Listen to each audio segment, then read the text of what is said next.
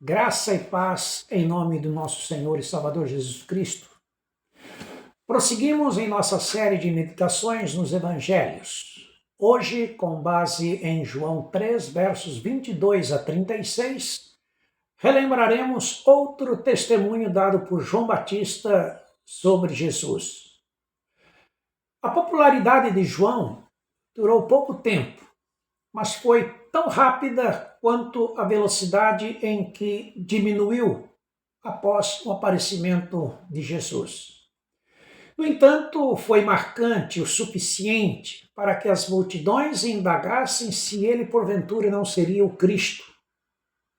A resposta do Batista foi categórica: eu não sou o Cristo, sou apenas a voz que clama no deserto: endireitai o caminho do Senhor.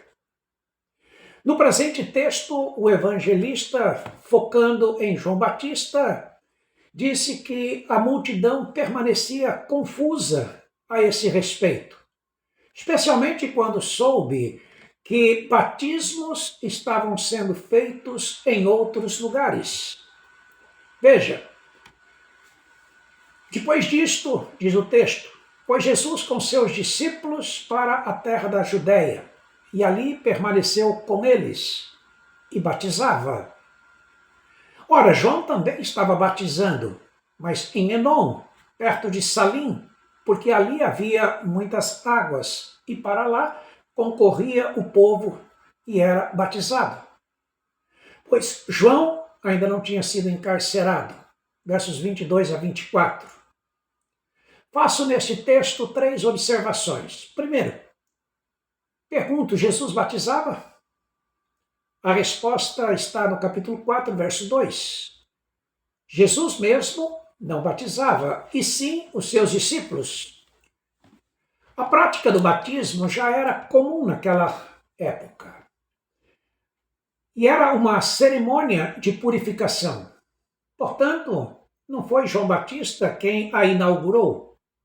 Sobre o fato dos discípulos de Jesus praticarem o batismo, é possível que fizessem quando não estavam na presença do Mestre e sem o consentimento dele, de modo semelhante ao de João Batista, com o significado de arrependimento para perdão de pecados.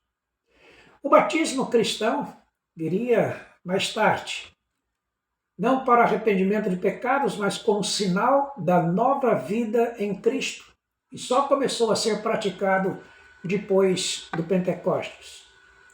Segunda observação, a menção de em Enom haver muitas águas não indica o modo de batismo que João praticava, se era aspersão, imersão ou efusão. Apenas indica que onde João estava batizando era lugar de muitas águas, lugar apropriado para a realização de batismos. Terceira observação, a informação do ainda não aprisionamento de João Batista. Não demorou muito para que isto acontecesse. O tempo de ministério do profeta foi entre 6 meses a, no máximo, 1 ano. Segundo o nosso texto, temos o registro de uma contenda com respeito à purificação. Foram ter com João e disseram: Mestre, aquele que estava contigo além do Jordão, do qual tens dado testemunho, está batizando, e todos lhe saem ao encontro. Versos 25 e 26. Ou seja, estavam preocupados. Está diminuindo o número de pessoas que vêm aqui para ser batizado e aumentando o prestígio de Jesus. João Batista não estava preocupado com isto. Tanto que respondeu: o homem não pode receber coisa alguma do céu se isto não lhe for dado. Vós mesmos sois testemunhas de que vos disse: eu não sou o Cristo, mas fui enviado como seu precursor. O que tem a noiva é o noivo. O amigo do noivo que está presente e o ouve, muito se regozija por causa da voz do noivo, pois esta alegria já se cumpriu em mim. convém que ele cresça e que eu diminua. Versos 27 a 30. Desses últimos versos também faço algumas observações. Primeiro, João não se importou com o crescimento da popularidade de Jesus, nem com a diminuição de pessoas que vinham a ele para serem batizadas. Segundo, ele estava consciente de quem era Jesus e qual a missão que ele tinha recebido de Deus.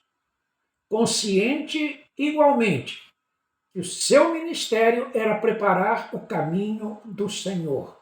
Portanto, estava sucedendo justamente o que deveria acontecer. Não era surpresa, nada era novidade para o profeta. A terceira observação: Jesus é o noivo que tem a noiva.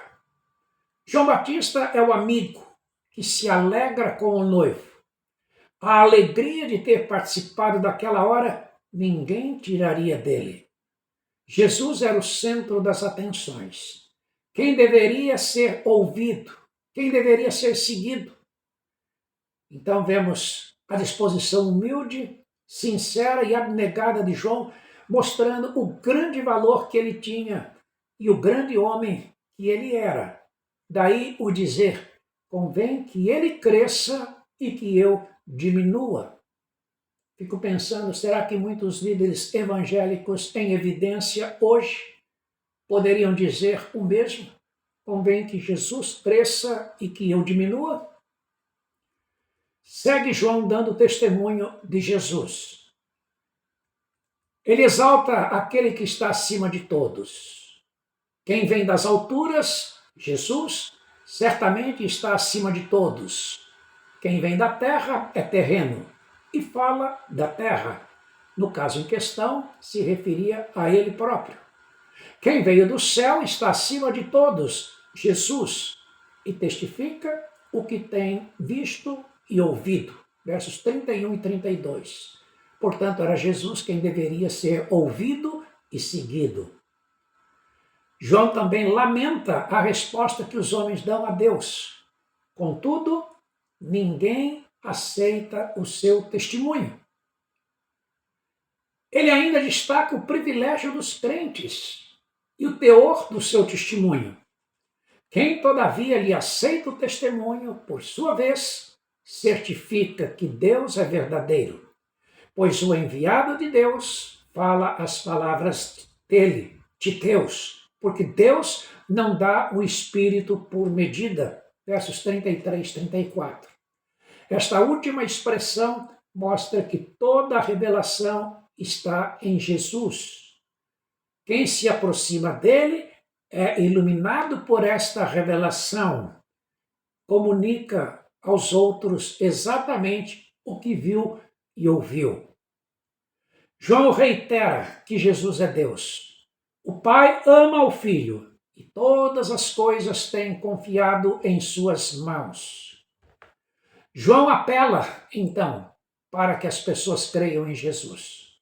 Por isso, quem crê no Filho tem a vida eterna, e o que, todavia, se mantém rebelde contra o Filho, não terá a vida, mas sobre ele permanece a ira de Deus. Versos 31 a 36. Portanto, a advertência, a exortação, o apelo é para que as pessoas crescem em Jesus. Desta forma, João Batista revelou ser o grande profeta de Deus, aquele que veio para preparar o caminho do Messias. Em nada, João buscou glória pessoal. Fez o seu trabalho sempre apontando para Jesus. É, para nós, João Batista, um exemplo de servo fiel, servo leal, eficiente no ministério e no testemunho do Evangelho. Que Deus assim também nos dê a bênção de ter um coração pronto para servir, como teve João Batista.